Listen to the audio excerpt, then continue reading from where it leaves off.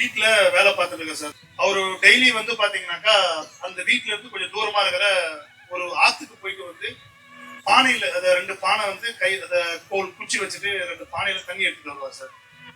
அவர் daily போயிட்டு வருவாரு. இந்த மாதிரி பல வருஷமா போயிட்டு வராரு. ஒரு 2-3 வருஷம் ஆகுது.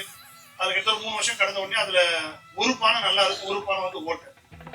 அந்த ஓட்டையா இருந்த பானைக்கு வந்து பாத்தீங்கன்னாக்கா ரொம்ப மனசு கஷ்டமா இருந்தது.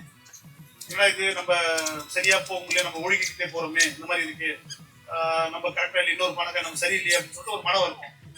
ஒரு நாள் அந்த பானை வந்து அந்த தூக்கிட்டு போற நபர் கிட்ட சொல்லுது, என்னால பலன் கிடையாது, என்னால வந்து தண்ணி இவ்வளவு வேஸ்டா போகுது, உங்களோட எல்லாமே வீணா போகுதுன்னு சொல்லி வருத்தப்பட்ட உடனே வந்து பாத்தீங்கன்னாக்கா அந்த நபர் வந்து அன்னைக்கு தண்ணி கொண்டுட்டு தண்ணி எடுத்துட்டு வரும்பொழுது சொல்றாரு, இந்த பானைய நம்ம நடந்து போகும்பொழுது சைட்ல உன்னோட பக்கத்தை திருப்பி பாரு அப்படின்னு சொல்லி கன்வே பண்றாங்க. அப்ப சொன்ன உடனே நடந்து போறாங்க. அந்த ஓட்ட பானை திரும்பி பாக்குது. அதோட சைட்ல வந்து பாத்தீங்கன்னாக்கா நல்ல செடி, நல்ல பூ, நல்ல காய் காக்குற அளவுக்கு எல்லாமே வந்து ஒரு கார்டனே ஃபார்ம் ஆயிடுச்சு. அப்போ அதுக்கு ஒரே ஆச்சரியம். அப்போ அந்த நபர் சொல்றாரு, எனக்கு ஒரு பானையில இருந்த இந்த உடையாத குடத்தோட தண்ணி வந்து நான் எடுத்துட்டு போன உபயோகமா இருந்தது.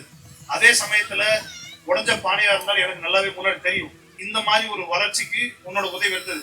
ஆக மொத்தத்துல நீ வந்து ஓட்ட பானைலாம் கிடையாது. சோ உன்னால என்ன பலன் கிடைக்குது அப்படின்றத வந்து அந்த நபர் தெரியப்படுத்துறாரு. நம்ம வருத்து இல்ல, நம்ம நாமல், நமக்கு ஒண்ணும் தெரியல அப்படின்னு வருத்தப்படாதீங்க. நான் பயப்படுங்க, வருத்தப்பட்டு எதுக்கு பிரயோஜனம் கிடையாது.